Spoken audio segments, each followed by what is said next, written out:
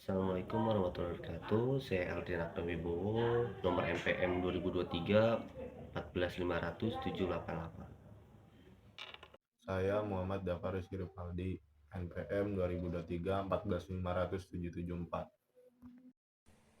Dan saya Abdar Zizopriyadi dengan NPM 2023 14500 767.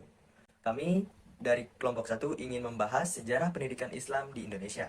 Sejarah pendidikan Islam sendiri bermula dari didirikannya pesantren-pesantren sebagai bentuk penyebar luasan agama Islam di Nusantara, yang kemudian terus berkembang melewati masa demi masa sampai akhirnya bisa sebesar ini.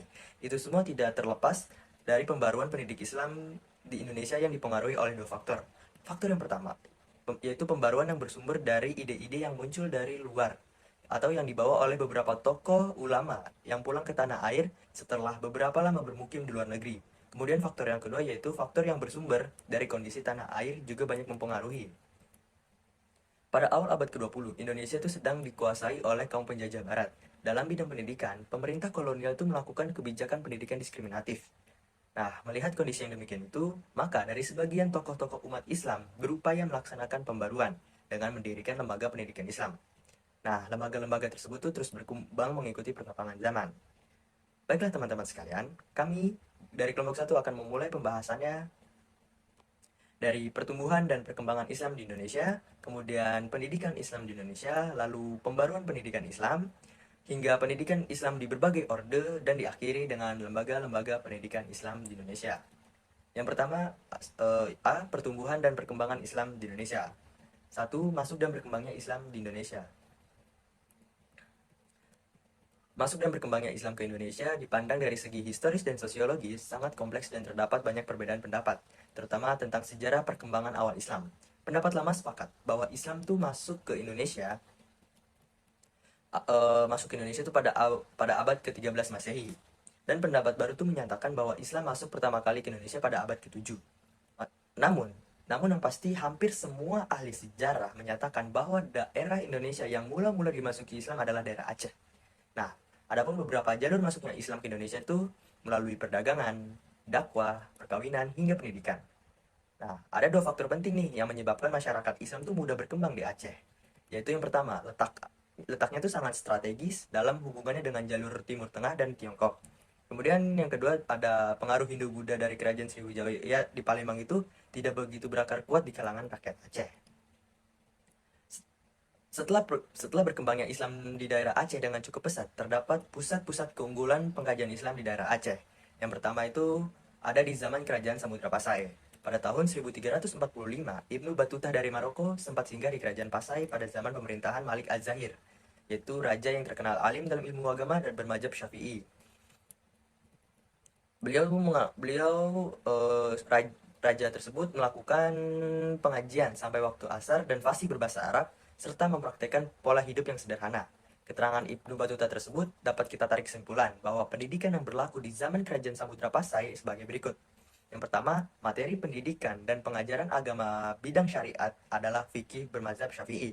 Kemudian yang kedua, sistem pendidikannya itu secara informal berupa majelis taklim dan halakoh. Nah, menurut Ibnu Battuta, Samudra Pasai pada abad ke-14 Masehi sudah menjadi pusat studi Islam di Asia Tenggara dan berkumpulnya ulama-ulama dari negara-negara Islam. Kemudian pusat yang kedua ada di Kerajaan Perlak. Kerajaan Islam Perlak juga memiliki pusat pendidikan Islam Dayah Cotkala. Nah, Dayah ini tuh disamakan dengan perguruan tinggi, teman-teman. Materi yang diajarkan yaitu bahasa Arab, tauhid, tasawuf, akhlak, ilmu bumi, ilmu bahasa dan sastra Arab, sejarah dan tata negara, ilmu mantik, ilmu falak dan filsafat. Raja yang keenamnya itu bernama Sultan Mahdum Alauddin Muhammad Amin. Beliau adalah seorang ulama yang mendirikan perguruan tinggi Islam, yaitu suatu majelis taklim tinggi yang dihadiri khusus oleh para murid yang sudah alim. Lembaga tersebut juga mengajarkan dan membacakan kitab-kitab agama Islam yang berbobot pengetahuan tinggi. Misalnya kitab Al-Um, karangan Imam Syafi'i. Kemudian pusat yang ketiga itu terdapat di Kerajaan Aceh Darussalam. Bentuk teritorial yang terkecil dari susunan pemerintahan Kerajaan Aceh Darussalam adalah Gampong, atau yang kita sebut tuh kampung. Nah, jenjang pendidikan yang ada di Kerajaan Aceh Darussalam ini diawali dengan pendidikan terendah, yaitu Munasah, atau sekarang itu namanya madrasah. yang berarti tempat belajar atau sekolah. Nah, di setiap kampung itu terdapat madrasah dan mempunyai peran yang multifungsi, antara lain satu tempat belajar Al-Quran.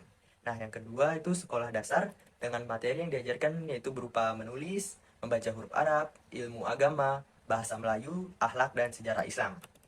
Keberhasilan dan kemajuan pendidikan Islam di masa kerajaan Aceh tidak terlepas dari pengaruh sultan yang berkuasa dan peran para ulama serta punjangga, seperti peran tokoh pendidikan Hamzah Pansuri, Syamsuddin As-Sumatrani, dan Syekh Nuruddin Araniri yang menghasilkan karya-karyanya yang besar sehingga menjadikan Aceh sebagai pusat kajian Islam.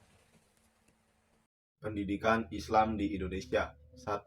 Pendidikan Islam. Pendidikan Islam menurut Zaki Hadrajat merupakan pendidikan yang lebih banyak ditujukan kepada perbaikan sikap mental yang akan terwujud dalam amal perbuatan baik bagi keperluan diri sendiri maupun orang lain, yang bersifat teoritis dan praktis. Dengan demikian, pada dasarnya, pendidikan Islam merupakan sebuah proses bimbingan dari pendidik terhadap perkembangan jasmani, rohani, dan akal peserta didik ke arah terbentuknya pribadi muslim dan muslimat yang baik atau insan kamil. Yang kedua ada pendidikan Islam pada masa pemerintahan Belanda. Dalam bidang pendidikan agama, pemerintah Hindia Belanda mempunyai sikap netral terhadap pendidikan agama di sekolah-sekolah umum. Ini disebabkan karena berbagai faktor meliputi kebijakan, fasilitas, dan sarana. Maka, sekolah-sekolah yang dibangun oleh pemerintah Belanda ini sangat terbatas, tidak seimbang dengan populasi penduduk Indonesia. Ditambah pula dengan tingkat penghasilan ekonomi masyarakat Indonesia yang rendah, sehingga amat sedikit di kalangan bumi putra yang bisa memasuki dan melanjutkan sekolah-sekolah Belanda tersebut. Berkenaan dengan itu, maka alternatif lain dari lembaga pendidikan lebih merakyat bersifat egalitarian adalah pendidikan pesantren seperti suruh atau daya. Maka lembaga-lembaga pendidikan itu merupakan pilihan yang memungkinkan bagi masyarakat Indonesia, karena masyarakat Muslim ketika itu banyak memasukkan anak-anak mereka ke lembaga pendidikan tersebut. Yang ketiga, ada perkembangan Islam pada masa penjajahan Jepang. Secara umum pendidikan Islam di masa tersebut terkait kepada dua hal. Pertama, terkait dengan kondisi dan situasi yang sangat mempengaruhi sekali tentang pendidikan keduanya, baik kebijakan Jepang terhadap Islam. Kebijakan Jepang secara umum tentu pula berpengaruh kepada kebijakannya dalam hal pendidikan Islam di Indonesia.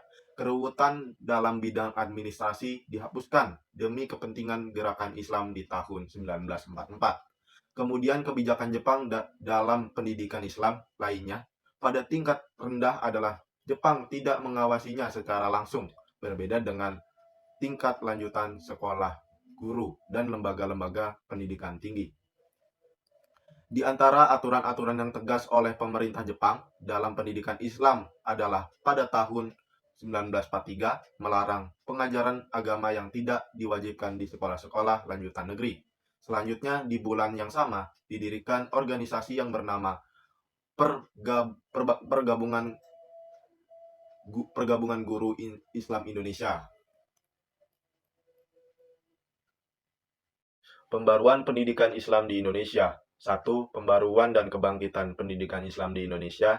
Stanbring menyebutkan ada beberapa faktor pendorong bagi pembaruan pendidikan Islam di Indonesia pada permulaan abad ke-20, yaitu A. Sejak tahun 1900 telah banyak pemikiran untuk kembali ke Al-Quran dan Sunnah yang dijadikan titik tolak untuk menilai kebiasaan agama dan kebudayaan yang ada. Tema sentralnya adalah menolak taklid. Dengan kembali kepada Al-Quran dan Sunnah mengakibatkan perubahan dalam bermacam-macam kebiasaan agama. Lalu yang B, ada sifat-sifat perlawanan nasional terhadap penguasa kolonial Belanda. Lalu yang C, ada usaha-usaha dari umat Islam untuk memperkuat organisasinya di bidang sosial ekonomi. Lalu yang D, ada pembaruan pendidikan Islam. Dalam bidang ini cukup banyak orang dan organisasi Islam yang tidak puas dengan metode tradisional dalam mempelajari Al-Quran dan studi agama. Pembaruan pendidikan Islam di Indonesia ini dimulai dengan munculnya lembaga-lembaga pendidikan. Lembaga-lembaga pendidikan Islam pada masa pembaruan Yang A adalah ada sekolah Adabiyah. Sekolah ini adalah sekolah setara dengan sekolah HIS yang di dalamnya agama dan Al-Quran yang diajarkan secara wajib. Menurut Mahmud Yunus, sekolah Adabiyah ini adalah sekolah agama yang pertama memakai sistem klasikal, berbeda dengan pendidikan di surau-surau yang tidak berkelas-kelas, tidak memakai bangku, meja, papan tulis, hanya duduk bersila saja. Lalu ada yang B, ada Dania School. Pada tahun 1915, Zainuddin Labai Al-Yunusi mendirikan Dania School, yaitu madrasah di Ainiyah di Padang Panjang. Ada yang C, ada Muhammadiyah, didirikan oleh Kiai Haji Ahmad Dahlan pada tahun 1912 di samping mendirikan sekolah umum yang mengambil nama dari nama sekolah-sekolah Belanda. Organisasi ini juga mendirikan sebuah madrasah. Lalu ada yang D, ada Al-Irsyad, didirikan di Jakarta pada tahun 1913. Organisasi ini juga mengasuh sekolah umum dan madrasah organisasi Himpunan Umat Islam atau PUT yang didirikan oleh Kiai Hasyim pada tahun 1917. Lalu ada E, Al-Jamiyah Islamiyah di Sunggayang Batu Sangkar, didirikan oleh Mahmud Yunus pada tanggal 20 Maret 1931. Lalu ada F, Normal Islam, yaitu Kuliah Muallimin Islamiyah, didirikan oleh Persatuan Guru-Guru Agama Islam atau PGAI di Padang pada tanggal 1 April 1931. Lalu ada G, Islamic College, didirikan oleh Persatuan Muslim Indonesia atau PERMI di Padang pada tanggal 1 Mei 1931. Dipandang dari sudut masuknya ide-ide pembaruan pemikiran Islam ke dalam dunia pendidikan, setidaknya ada 3 hal yang perlu diperbaharui. Pertama, ada metode yang tidak puas. Hanya metode tradisional pesantren saja, tetapi diperlukan metode-metode baru yang lebih merangsang untuk berpikir. Kedua, isi atau materi pembelajaran yang sudah perlu diperbarui, tidak hanya mengandalkan mata pelajaran saja. Lalu yang ketiga ada manajemen pendidikan adalah keterkaitan antara sistem lembaga pendidikan dengan bidang-bidang lainnya di pesantren agama saja yang bersumber dari Alkitab, kitab klasik. Lalu ada yang ketiga, macam ini adalah merupakan tuntutan terhadap kebutuhan dunia pendidikan Islam di kala itu. Demikian, jika ide-ide pembaruan itu diterapkan dalam dunia pendidikan Islam, maka ini merupakan salah satu jalan menuju perbaikan pendidikan Islam di Indonesia. Pendidikan Islam di berbagai orde. Pendidikan Islam di Indonesia mengalami perkembangan yang signifikan selama berbagai orde politik di Indonesia. Berikut ini gambaran umum pendidikan Islam di berbagai orde. Orde lama tahun 1945 sampai 1966. Pendidikan Islam diajarkan oleh pesantren dan madrasah. Muncullah organisasi Islam seperti Muhammadiyah dan Nahdlatul Ulama, yaitu turut aktif dalam pendidikan Islam. Ada juga pengajaran Islam Orde Baru tahun 1966 sampai 1998. Pendidikan Islam menjadi bagian dari sistem pendidikan nasional yang diatur oleh pemerintah. Peningkatan jumlah madrasah dan sekolah Islam yang didukung pemerintah. Program wajib belajar 9 tahun yang mencakup pendidikan agama Islam bagi semua siswa. Ada juga reformasi pada tahun 1998 sampai sekarang. Pendidikan Islam terus berkembang dengan berbagai program pendidikan formal dan non-formal. Pemerintah tetap mendukung pendidikan Islam dengan memperluas jaringan sekolah Islam dan memberikan bantuan kepada lembaga pendidikan Islam. Selama pendidikan orde politik ini, pendidikan Islam di Indonesia terus berkembang dan menjadi bagian integral dan sistem pendidikan nasional. Lembaga pendidikan Islam di Indonesia, terdapat beberapa lembaga pendidikan Islam yang memiliki peran penting dalam menolak generasi dan muda Muslim. Beberapa lembaga tersebut antara lain yaitu pesantren. Pesantren adalah lembaga pendidikan Islam tradisional di Indonesia. Pesantren biasanya menekankan pada pendidikan agama Islam, pembelajaran Al-Quran, dan ilmu-ilmu keislaman lainnya. Pesantren juga mengajarkan pengetahuan umum seperti matematika, sains, dan bahasa. Ada juga madrasah. Madrasah itu lembaga pendidikan Islam formal yang diakui oleh pemerintah. Madrasah menyediakan pendidikan formal mulai dari tingkat SD sampai SMA dengan kurikulum yang mengintegrasikan pendidikan agama Islam dengan mata pelajaran umum. Ada juga pondok pesantren modern. Pondok pesantren modern ini merupakan perkembangan dari pesantren tradisional yang menekankan pada integrasi pendidikan agama Islam dengan ilmu pengetahuan umum. Pondok pesantren modern biasanya memiliki fasilitas modern dan kurikulum yang lebih luas. Sekolah Islam.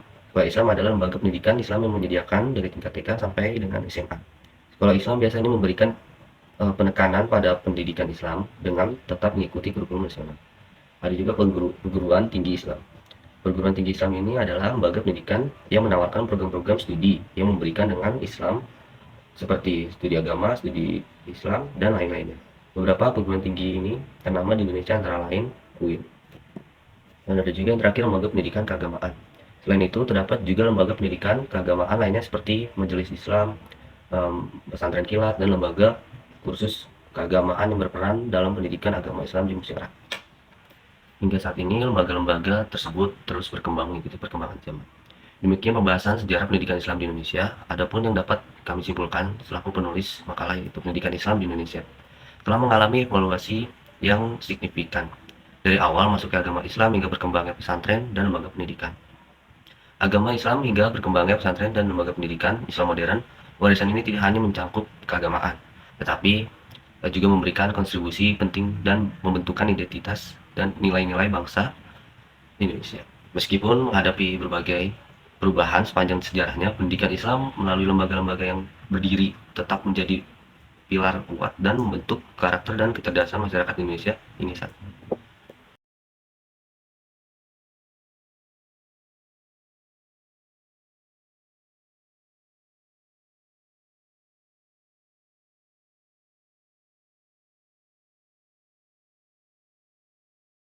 Eh, maaf Ali Hanafi, bisa diulangi pertanyaannya? Ya, tolong pertanyaannya disampaikan di Gomit, tapi juga ditulis di grup WA ya, Oh, baik Pak. biar yang lainnya juga nyimak. Baik Pak. Bisa diulang pertanyaannya Ali? Pertanyaannya, apa tantangan yang dihadapi pendidikan Islam di Indonesia pada saat ini dan bagaimana cara mengatasinya? Oke, baik, terima kasih Ali. Selanjutnya yang ingin bertanya silakan. Saya ingin bertanya. Ya, silakan Rifandra. Saya Muhammad Rifandra dari kelompok 2 ingin bertanya, bagaimana kontribusi pendidikan Islam dalam pembentukan karakter dan moral masyarakat Indonesia? Oke, baik. Terima kasih Rifandra. Baiklah, pertanyaan yang terakhir. Karena sudah 2 orang yang bertanya laki-laki, satunya silahkan kepada yang perempuan. Baik, silahkan. Saya Virus Azizatu Audriana dari kelompok 12 ingin bertanya, bagaimana peran pesantren dalam pengembangan pendidikan Islam di Indonesia? Oke, baik. Terima kasih atas pertanyaannya. Karena sudah ada beberapa penanya, maka berikan kami sedikit waktu untuk mencari jawabannya. Dan bagi para penanya tadi, tolong pertanyaannya dikirimkan ke grup akhlak dan etika ya. Terima kasih. Rizky Rivaldi akan menjawab pertanyaan dari Virus Azizatu Audriana. Pertanyaannya, bagaimana peran pesantren dalam mengembangkan pendidikan Islam di Indonesia? Peran pesantren dalam mengembangkan pendidikan Islam di Indonesia sangatlah penting. Pesantren merupakan lembaga pendidikan Islam tradisional yang sudah ada sejak zaman Kerajaan Nusantara. Pondok pesantren memegang peranan penting sebagai pusat pembelajaran Islam, tempat santri mempelajari ajaran agama, bahasa Arab, ilmu pengetahuan Islam, dan lain-lain sebagainya. Pondok pesantren berfungsi sebagai pusat penyebaran dakwah Islam dan penanaman tradisi Islam, serta tempat para ulama dan kiai memberikan bimbingan spiritual dalam akhlak kepada santri. Dengan demikian, pesantren telah berperan penting dalam pelestarian dan pengembangan tradisi Islam di Indonesia dari zaman dahulu hingga kini. Sudah jelas, Pak Virus? Sudah. Terima kasih.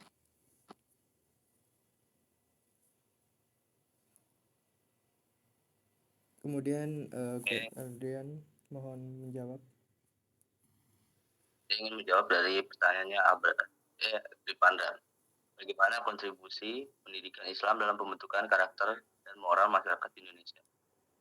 Pendidikan Islam dalam pembentukan karakter dan moral masyarakat Indonesia memiliki kontribusi signifikan. Selain pembentukan karakter siswa melalui pembelajaran akidah sebagai dasar, pendidikan Islam juga membantu mengembangkan nilai-nilai moral sebagai pandangan utama dalam kehidupan siswa.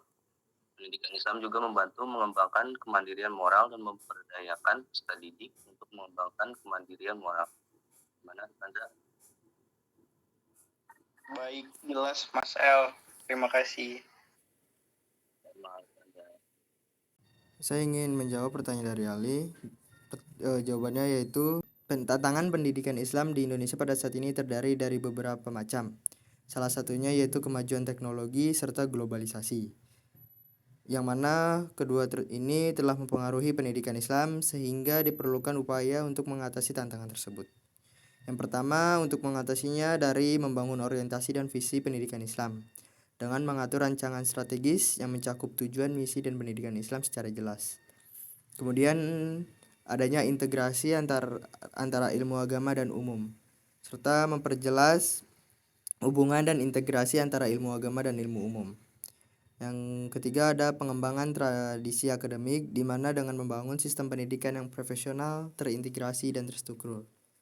Kemudian dari strategi pembelajarannya yaitu dengan memperbaiki metode pembelajaran yang mengacu pada prinsip-prinsip keislaman, serta penanaman dan penerapan nilai-nilai keislaman, juga memperjelas pengaplikasian nilai-nilai keislaman dalam pendidikan.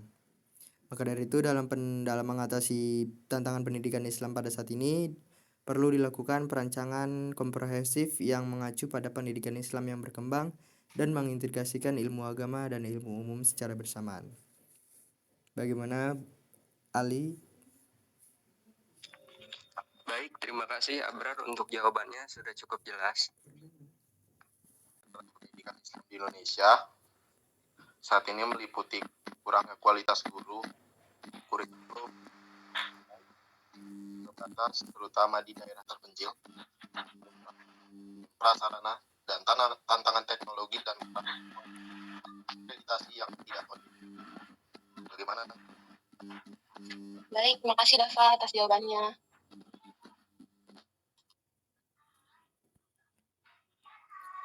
Dikarenakan semua jawaban telah menjawab berbagai pertanyaan yang telah disampaikan, maka kelompok 1 menutup presentasi pada hari ini. Kurang lebihnya mohon maaf. Wassalamualaikum warahmatullahi wabarakatuh.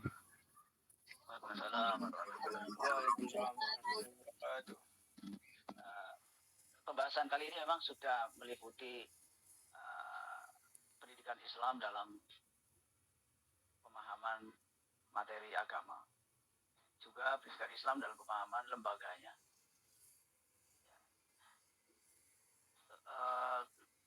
Kalau tadi saya melihat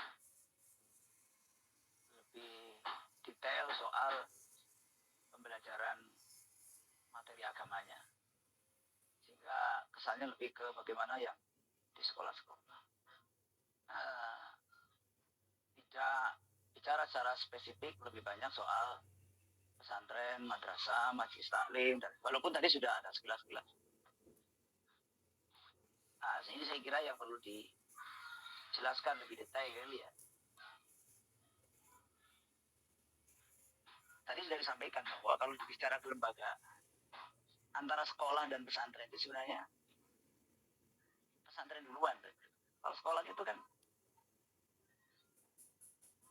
kebijakan pendidikan yang ditawarkan oleh kolonial Belanda. Iya kan tadi kan? Ya, iya Pak, betul Pak. Dan itu pun diperuntukkan untuk orang-orang pribumi tertentu kan? Betul Pak. Dan pelajarannya pelajaran umum. Dan itu digunakan untuk memenuhi kebutuhan mereka, untuk sebagai ya tenaga kerja bagi mereka. menduduki menduduki pos-pos pemerintahan yang mereka bangun. Makanya wajar kalau sampai sekarang ini sekolah-sekolah itu, orang-orang yang di sekolah-sekolah itu jaringan kerjanya lebih kuat daripada yang dari Madrasah pesantren. pesantren madrasah. Karena itu memang ceritanya begitu. Padahal dulunya kan tadi udah disampaikan oleh Prof. Mahmud Yunus kan. Iya.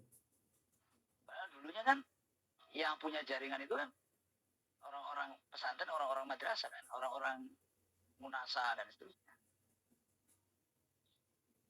Tapi ya begitu. Artinya sebenarnya secara kelembagaan pesantren duluan, munasa, surau, majelis taklim duluan dibanding sekolah. Paham ya? Paham. Walaupun kita tahu lah, ada misalnya Hindu, misalnya, ada juga Buddha, ada juga misalnya yang lain. Itu juga mereka sistemnya model-model pondok. Jadi sederhana, nggak bangunan. Jadi ya seperti halnya misalnya duduk-duduk di saung begitu. Duduk-duduk di tempat dekat sawah, misalnya ada tempat gitu. Ya kan? Mati sih.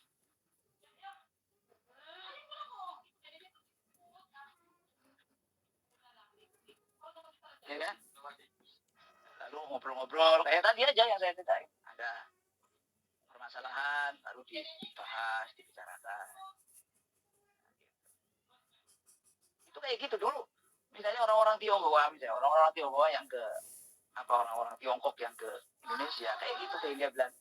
Kalau yang dulu ceritanya bukan Hindia Belanda sebelum itu kayak gitu, ke wilayah kita ini, ke wilayah Nusantara itu. Dulu ya pengajarannya sederhana. Seperti saung, tempat duduk-duduk aja, terus ngobrol, orang ngobrol di situ, terus bicara tentang kehidupan, bukan hanya soal agama, juga soal ekonomi, soal kayak gitu modelnya. Artinya sebenarnya pendidikan punya basis sejarah, tapi memang basis sejarah pendidikan pesantren itu dari tadi, mulai dari pesantren munasa, orang bilang majelis taklim sembarang.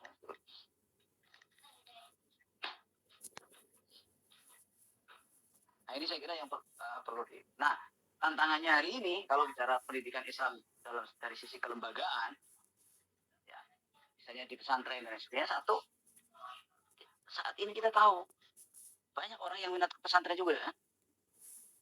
Tapi permasalahannya, mampu nggak pesantren mempertahankan kekhasan pesantren? Itu yang jadi soal yang pertama itu. Apa sih kekhasan pesantren itu? Muatan agamanya lebih banyak daripada kekhasan itu. Mampu nggak pesantren itu melahirkan ilmuwan-ilmuwan yang bukan hanya kuat secara keilmuannya, tapi juga kuat secara spiritualnya, adabnya. Itu persoalan. Bagaimana kiai mengajarkan adab kepada santrinya? Ya, kiai-kiai yang besar itu, mereka biasanya, misalnya kayak Kiai Memon Juber, siapapun, itu mereka biasanya juga berkhidmat juga pada gurunya. Silaturahmi ke gurunya tuh. Sehingga kebesarannya adalah kebesaran gurunya dan seterusnya. Contoh Kiai Memon Juber kayak gitu.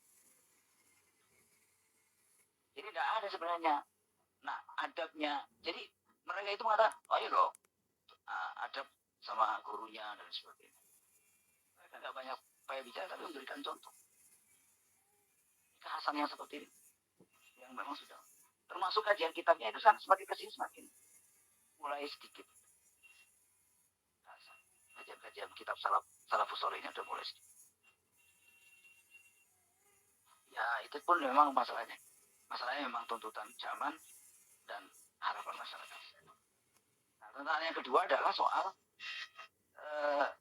kesetaraannya dengan sekolah, kesetaraannya dengan madrasah. Kalau madrasah itu kan sebenarnya madrasah itu corong daripada pesantren. Soal kesetaraan. Kalau yang sekarang kita tahu kan, misalnya madrasah itu setara dengan MI, setara dengan SD dan seterusnya. SMP setara dengan MTS, MTS setara dengan SMP dan seterusnya. TKIN setara dengan perguruan tinggi umum. Ya, ada seperti itu. Soal kesetaraan. Yang Yang ketiga soal keterserapan tenaga kerja. Ya tadi sudah sampaikan. Bagaimanapun memang nanti pada akhirnya akan ada jaringan yang lebih banyak, yang kuat di sekolah-sekolah daripada madrasah atau pesantren. Jaringan yang sekarang masih ada. Karena itu memang perlu membuat aturan, termasuk Menpan reformasi birokrasi dan sebagainya, termasuk soal menteri tenaga kerja, untuk membuat aturan yang bisa memberikan kesetaraan dalam soal keterserapan tenaga kerja untuk lulusan-lulusan madrasah aliyah, perguruan tinggi keagamaan. Bahkan sampai ke gelar pun ini soal. Saya yang sarjana syariah misalnya, kenapa nggak dikasih gelar SH saja sama dengan yang fakultas hukum umum begitu. Nah, seperti itu. Nah, tentu ada akibat-akibat, ada hal-hal lain yang memang sini perlu ada perombakan kurikulum. Ini banyak. Jadi satu soal mempertahankan kehasan, yang kedua soal kesetaraan, yang ketiga soal keterserapan, yang keempat soal penguasaan keterampilan.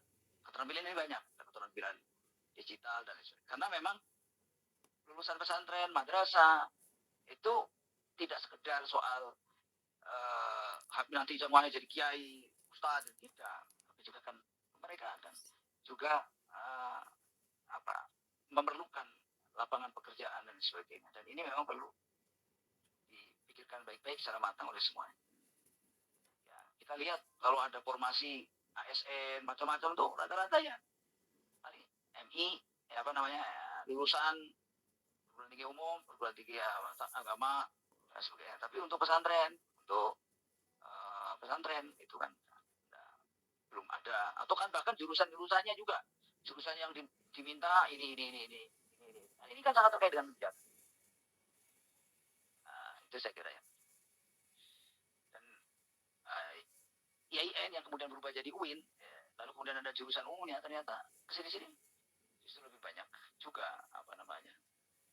mereka yang berminat di jurusan umumnya, tapi kemudian justru meninggalkan yang jurusan atas.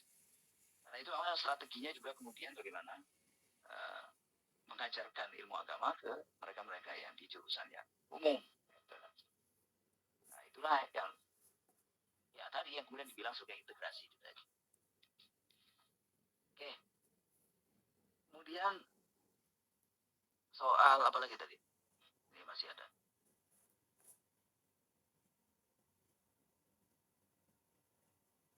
Bagaimana peran pesantren dalam pengembangan pendidikan Islam di Indonesia?